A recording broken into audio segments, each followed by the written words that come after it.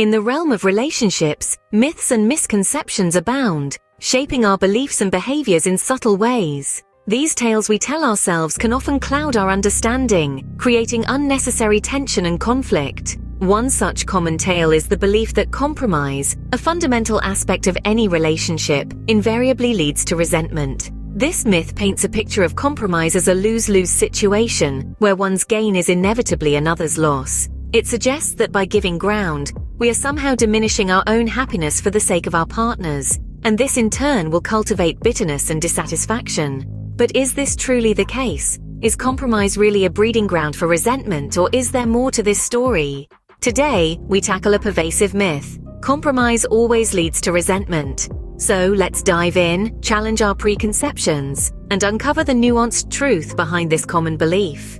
The myth suggests that compromising within a relationship inevitably results in bitterness or dissatisfaction. This belief paints a picture of compromise as a zero-sum game, a tug-of-war where there must be a winner and a loser. This perspective, however, is a misconception. It's based on a narrow and somewhat skewed interpretation of what compromise truly means. It assumes that compromise involves one party giving up their desires or needs completely for the sake of the other, which can indeed breed resentment if it becomes a pattern. However, this is not what healthy compromise looks like. In reality, compromise is about finding a balanced solution that respects and fulfills the needs of both parties. It's about creating a shared vision and direction that incorporates elements valued by each individual. It's not about winning or losing, but about mutual respect and understanding.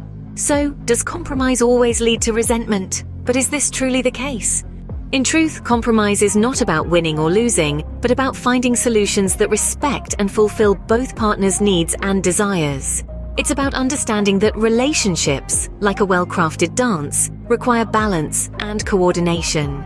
It's about realizing that the goal isn't to outdo your partner or get your way at their expense, but to create harmony, to find a rhythm that allows both of you to move in sync, to grow together. Compromise is an opportunity to learn more about your partner, to understand their desires, fears, and values.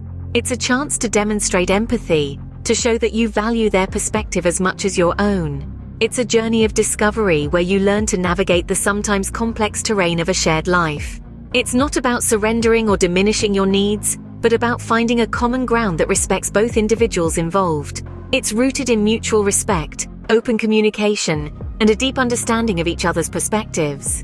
To navigate compromise without harboring resentment, start with clear communication. Articulate your needs with transparency and honesty, but remember, it's not just about talking, it's about listening too. Active listening involves giving your full attention to your partner, acknowledging their feelings, and showing empathy. It's about understanding, not just hearing. Next, let's talk about flexibility. Be willing to adjust your expectations and find a middle ground. It's not about surrendering your desires, but about blending them with your partner's to create a shared vision. Then, there's patience. Compromise is a process, not a one-time event. It requires time and mutual effort, so don't rush. Finally, celebrate your agreements. Recognize the effort it took to reach a consensus and value the strength of your bond that made it possible. Remember, compromise is a sign of strength, not weakness. It's a testament to your commitment and respect for one another. Busting the myth that compromise leads to resentment unveils the truth. In reality, compromise is not a zero-sum game where one party's loss is another's gain. Instead, it's a dialogue, a negotiation where both partners' needs and desires are respected and fulfilled. It's about creating a shared vision that values each individual's perspective. Healthy compromise doesn't breed resentment. On the contrary, it fosters connection, growth, and deepens our understanding of each other. It teaches us flexibility and empathy, and it allows us to see the world through our partner's eyes, enriching the relationship in the process. Remember, navigating compromise without resentment starts with clear communication.